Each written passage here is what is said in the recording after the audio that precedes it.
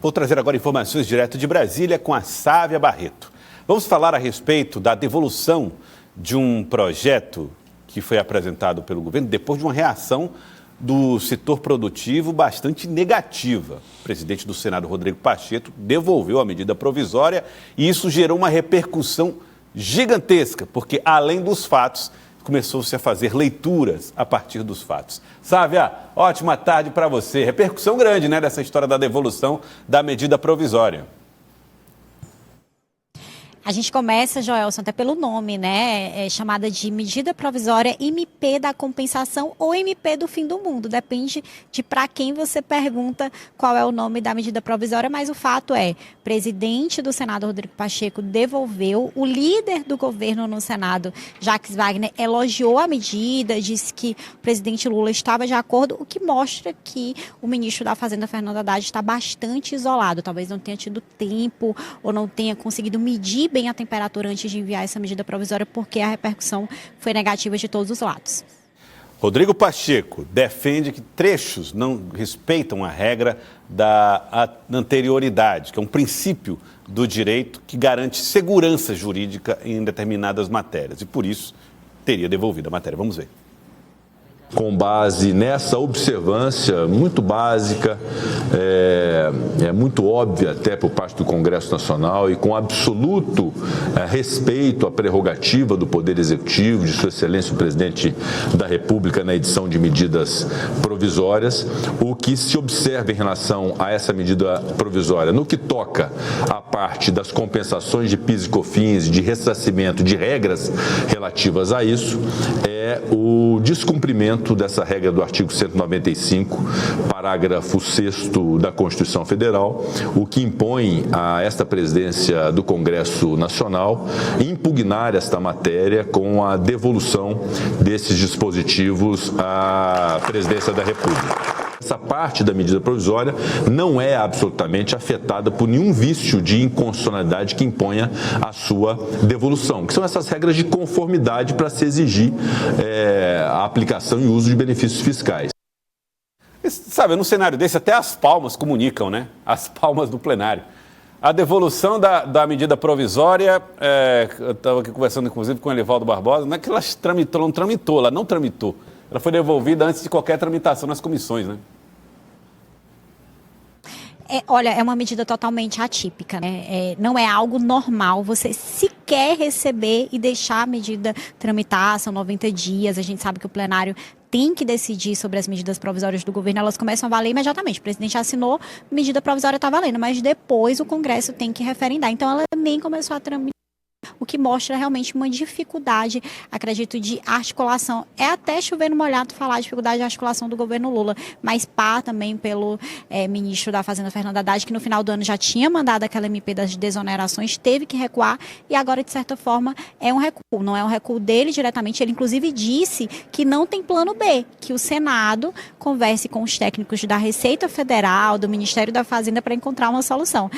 De certa forma, até lavando as mãos ali, mas ele vai ter que ajudar na solução, porque o governo precisa desses recursos, né? Um recurso que aumenta a arrecadação e que compensa as perdas da desoneração dos 17 setores e também das cidades médias.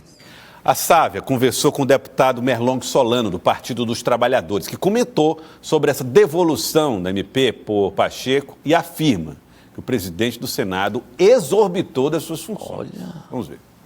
Pacheco exorbitou de suas atribuições. O presidente tem o poder de baixar a medida provisória e o Congresso de analisar e eventualmente reprovar ou aprovar. Essa história do presidente da casa devolver, eu acho uma exorbitância.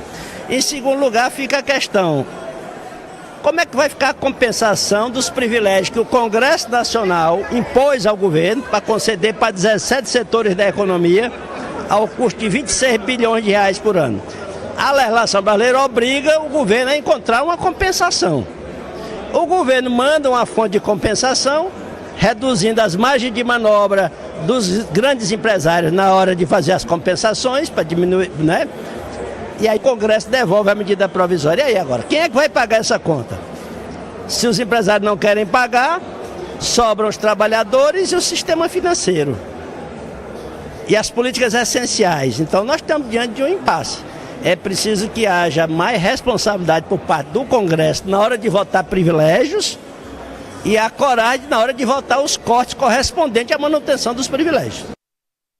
Dura fala de Merlong aí, do Partido dos Trabalhadores, na entrevista a Sávia Barreto, à Cidade Verde, e Elivaldo Barbosa. A meu ver, isso é exposição de fratura de uma relação, hein? Deputado Merlong é um professor universitário, economista, estudioso no assunto, então ele fala com propriedade. Agora também fala com componente político. Então essa é a visão do governo.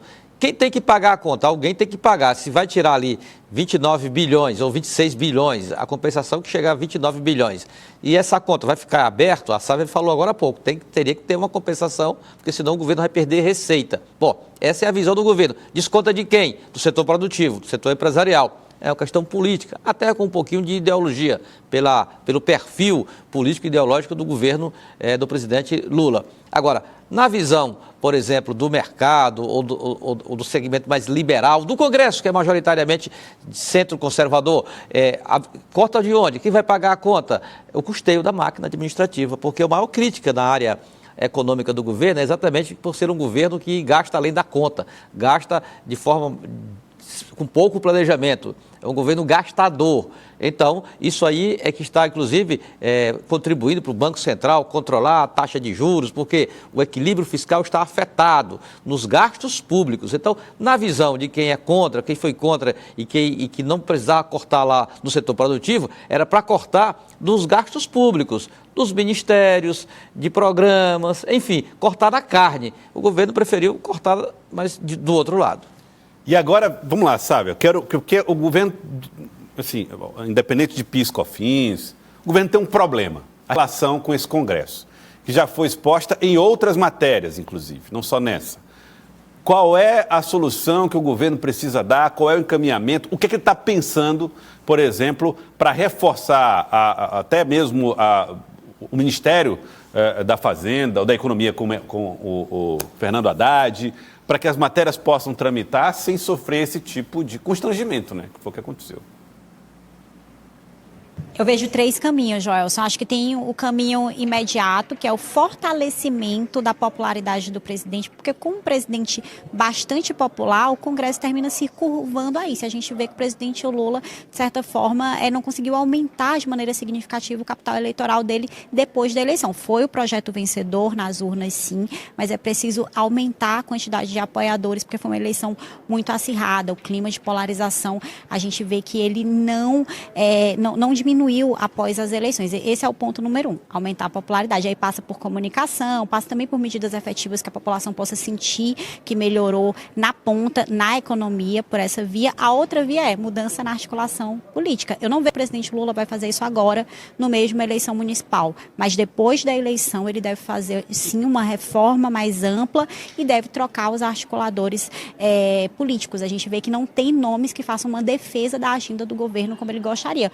Tinha o ministro Flávio Dino, que era da Justiça, agora está no Supremo Tribunal Federal, mas não tem nomes que vão ali na ponta realmente defender essa agenda. E eu acho que o terceiro ponto é longo prazo, é realmente conseguir fazer com que o PT saia das 180 e poucas prefeituras para 300 prefeituras, seria algo realmente substancial para poder, sim, com bastante prefeito, vereador, eleger o máximo de deputados federais e senadores para 2026 ter um Congresso menos conservador, um pouco mais progressista.